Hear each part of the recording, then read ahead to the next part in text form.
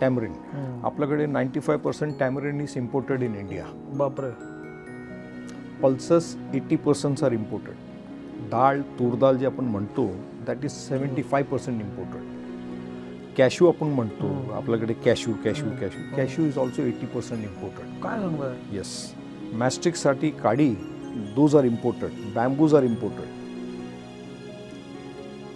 This is the agriculture condition of the country. बापरे. आपण boiled rice खातो. साऊथला खूप बॉइल्ड राईस खातात. That is also imported from Vietnam, Bangkok, Thailand. पण मग ही जी आयात आहे ही आपल्याकडे होत नाही म्हणून आहे की कमी पडते म्हणून आहे? डिमांड अँड सप्लायचा रेशिओ 1. ॲग्रिकल्चर सेक्टरमध्ये आपण खाली खचत चाललो 2. शासनाचा राजकीय नेत्यांचा त्यावरचं दुर्लक्ष 3.